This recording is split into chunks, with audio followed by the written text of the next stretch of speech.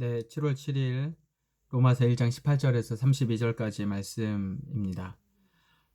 오늘부터 몇 절까지냐면 오늘 18절부터 2장 16절까지가 이방인들의 죄에 대해서 이야기를 하고 있어요. 이제 실질적으로 헬라인들 당시 우리가 로마서는 이방 그리스도인과 유대 그리스도인들 간의 갈등이 하나의 커다란 타픽이라고 했단 말이죠. 그 안에서 이제 첫 번째는 이방인들의 죄에 대해서 2장 16절까지 쭉 나옵니다. 그리고 나서 2장 17절부터 3장 8절까지 이제 유대인들의 죄에 대해서 쭉 이야기를 하고요.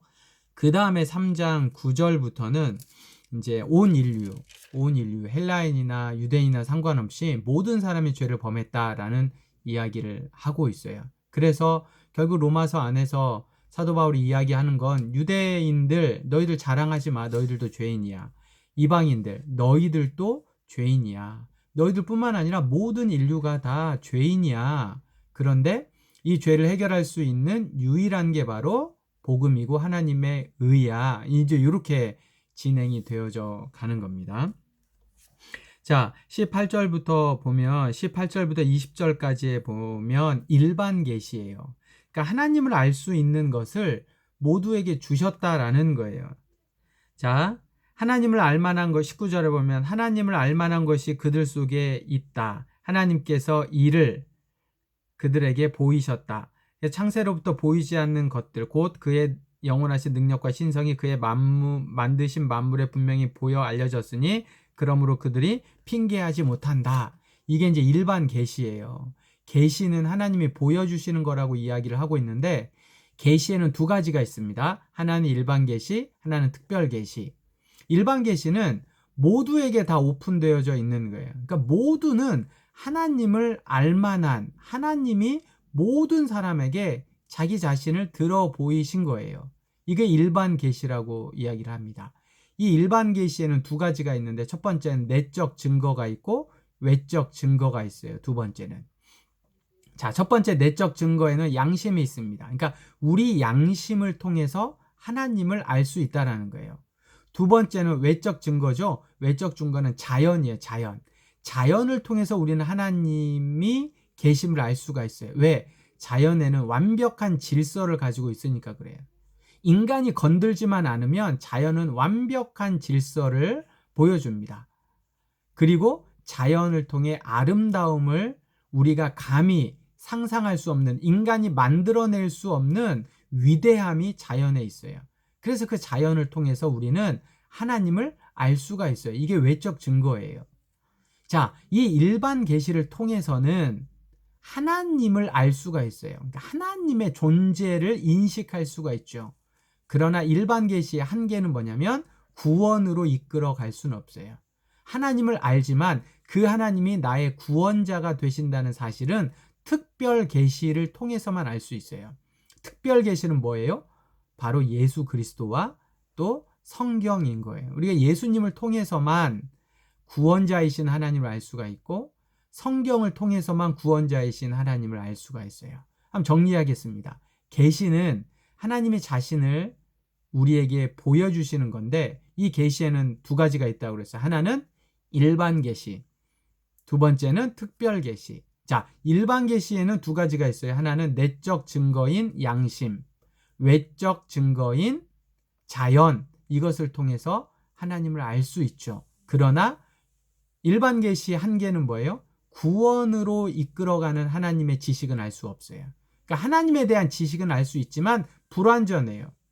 구원자이신 하나님에 대한 지식은 특별 계시인 예수 그리스도와 성경을 통해서만 알 수 있다. 이거 잘 정리하시기 바랍니다. 이게 이제 18절에서 20절까지고요. 그 다음에 그럼에도 불구하고 이 일반 계시를 주셨음에도 불구하고 21절부터 23절은 그들의 행동으로 하나님을 거부합니다. 그죠? 그들의 행동으로 하나님을 거부해요. 여러분, 그들이 사실은 하나님을 지식적으로는 알아요. 여러분 21절에 보세요. 하나님을 알되 25절에 보면 이는 그들이 하나님의 진리를 거짓 것으로 바꾸어. 이거는 진리가 뭔지를 안다는 거예요. 그러나 그 진리를 바꾸는 거예요. 그리고 세 번째는 28절인데 28절에 보면 하나님께서 그들을 부끄러운 욕심에 내버려 두셨으니 곧 28절 아니죠. 여기는 26절 28절 또한 그들이 마음에 하나님 두기를 싫어하며 그러니까 하나님에 대한 존재는 알아요. 그러나 그들이 거부하는 거예요. 하나님을. 무엇으로? 그들의 의지로. 우상 숭배하는 것 때문에 그들이 하나님을 거부하게 됩니다. 그 거부하게 된 그들에게 하나님의 심판은 뭐예요? 내버려 두심이에요.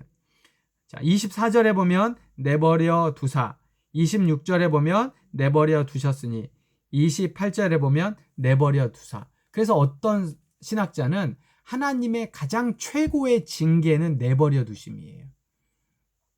하나님이. 여러분 사랑의 반대말이 미움이 아니라 무관심이라잖아요. 그러니까 마찬가지예요. 하나님의 은혜와 사랑의 반대말은 하나님이 내버려 두시는 거예요.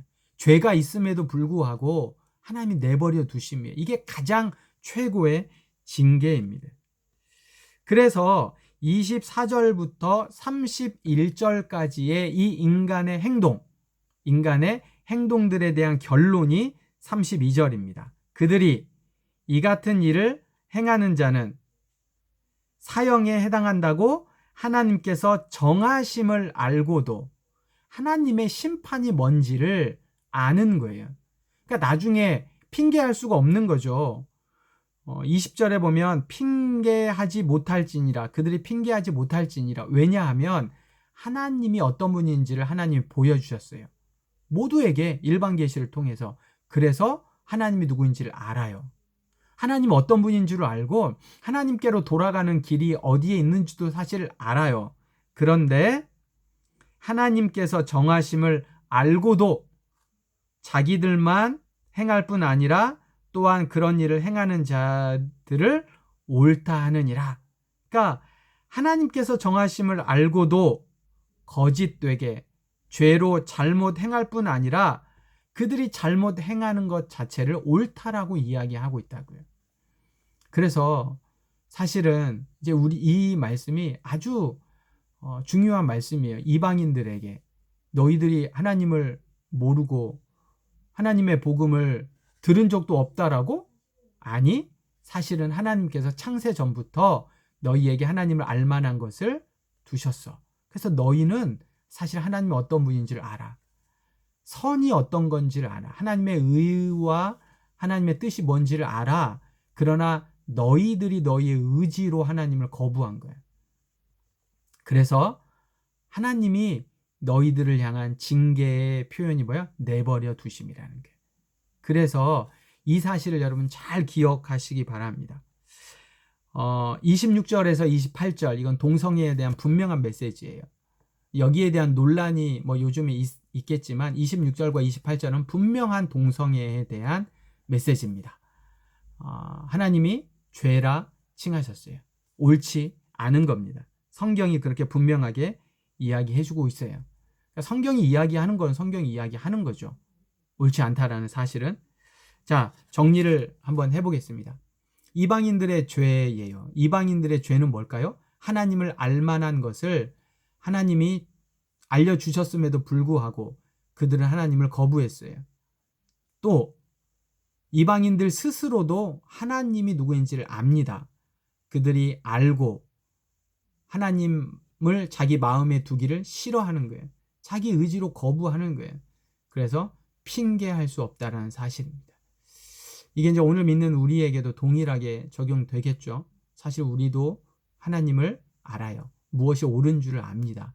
그러면 우리 안에 있는 양심대로 성경이 우리에게 가르쳐 주신 대로 예수 그리스도가 사셨던 삶대로 그렇게 하나님을 따라가는 삶을 살아가기를 바라요.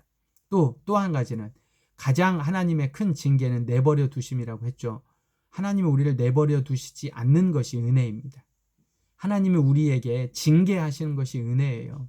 하나님이 우리가 무엇을 잘못하고 있는지를 말씀하시는 것이 내가 그 사실을 아는 게 괴롭지만 그게 은혜라고요. 하나님이 내버려 두심이 가장 큰 징계입니다. 잘 기억하고 하나님 우리를 징계하실 때마다 감사함으로 잘 받는 우리가 되기를 바랍니다. 함께 갑시다.